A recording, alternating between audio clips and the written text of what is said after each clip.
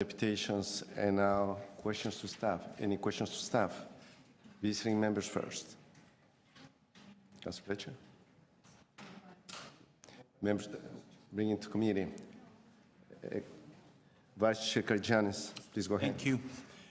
Through you, Chair, to staff, can you please elaborate for us the extensive reach that you have done in order to achieve this report? How many people you consulted, various stakeholders? So through you, Mr. Chair, we did an extensive outreach program, including a social media campaign. We had 2 public consultations, one of which was streamed through Facebook that had 1,600 views. We put out a survey for the public and received quite a bit of input from that as well. We also reached out to animal interested stakeholders via email blasts. And to your line of questioning, we did also reach out to the Toronto District School Board and the Catholic District School Board for Toronto. Well, since you went that way, and I'm sure you know my next question, how many people did you talk to at the Toronto School Board? So we dealt with the lead principal for the Science, Technology, Engineering, and Math program for the Toronto District School Board, who's responsible for the programming for kindergarten to grade 12. We shared with him the list of prohibited animals that we have. The feedback we had was that this was acceptable. These are not animals we have in schools. Do you think it was imperative also to reach out to the Teachers Federation, speak to the teachers themselves? Through you, Mr. Chair, no, we did not feel that was necessary. Do you feel it was important maybe to, just versus one person in one person's opinion, could be biased or not, that it was also important to get the input of teachers that are actually day-to-day working with kids with special needs? So through you, Mr. Chair, we didn't speak to one person. We spoke to hundreds, if not thousands, of people who have specific education and training on these animals. In particular, and just to be clear, this was in respect to the prohibited animals and the use of prohibited animals in these programs, not the use of other animals writ large. I appreciate. We felt we reached out to the appropriate people with the appropriate level of knowledge and those who could speak in a professional manner in respect to their organization. I appreciate that input, but I mean, I think that it behooves us, and it's also a responsibility to make sure that we reach out to the principals that are frontline and to ask them to ask their teachers, the kindergartens, grade 1s, grade 2s, and ask them to also give you some opinions as to what we can and cannot do. And if we haven't done that, I think we failed the people in the Toronto School Board. That is my opinion, and you might disagree with it. So through you, Mr. Chair, I respectfully disagree. Okay, then I respectfully disagree with your opinion. I would say to you that... but she's the expert. You know what? I'm sorry. She is the expert, and certainly the staff are experts, and that for that to be commended. But when it comes to a profession and dealing with a profession, nobody here says a particular expertise. The expertise that we should actually need to is talk to the teachers. Your question. My question is, Chair, if you'll allow me to finish, I think the need that we need to do, and my question to staff is that I believe that maybe you need to go back and talk to the teachers, and email to the school board principals. There's 500 schools. An email would say, hey, listen, if any of you have to say anything to say, please let us know. I think that wasn't done, and I think it should be done. You had the answer, Councilor Janis, already. Well, my question is, would they like to reconsider in doing this?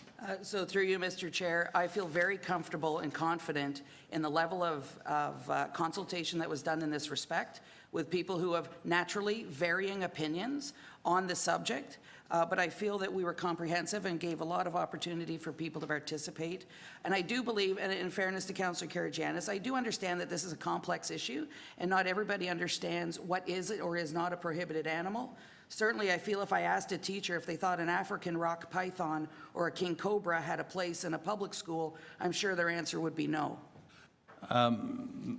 Through you, Chair, to staff, you're currently undertaking another study that it goes across Toronto. That's the rooming houses, and you're asking people to put input, and you do have on the city website a means of them being able to view their opinions. I'm just wondering, couldn't we not have done the same thing here through the schools? We would not have. I mean, would you be willing at least to reach out to the schools still while they're open and ask them to weigh in on this and ask the teacher's opinion? I mean, we still have time until we bring this to council. Would you be willing to do that? So through you, Mr. Chair, we did make available a public survey through our website and did make it available. We had 1,600, actually 2,500 responses to our online survey. We had our campaign put out on social media, trying to attract people's attention.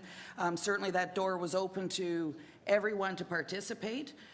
We are always welcoming of input, and if somebody wants to send us something still, of course, the door is always open. So I will make one more specific request. Would you be willing to do that in the last 2 weeks before we go to council, to the teachers while they're still in school? A letter to the principals? That's the last Email to question. the principals? And We will it's do being that. repetitive already. So certainly, through you, Mr. Chair, I think what I would do is respect the protocol of the Toronto District School Board and the Toronto Catholic District School Board, and make, as we did initially, make that contact through them and ask if they would disseminate that as appropriate. We felt that the person who spoke on behalf of the Toronto District School Board in respect to the programming that is relevant to this discussion was contacted. This information in the report was shared, and they expressed no concern on their programming in this regard. Thank you. Any other questions? If not, I have actually a couple questions. And Deputy Mayor, go ahead. Thank you. Through you, Mr. Chair, to the appropriate staff, of the many things that come across our desk, one certainly caught my eye, which is a document called Guidance Document for the Management of Animals in Child Care Centers 2016, published by the Ministry of Health and Long-Term Care in May 2016. Are staff aware of that document? Through you, Mr. Chair, we most certainly are. And would you say it's a very, I don't know if it's actually called peer-reviewed in this case, because it's not an article, but it certainly looks like it has a long, extensive list of consultation with long-term care centers, universities, veterinarian colleges, Ministry of Labor, pet industry folks, CASA. So do you have faith in the document that was written that it's I'll call it a state-of-the-art best practice?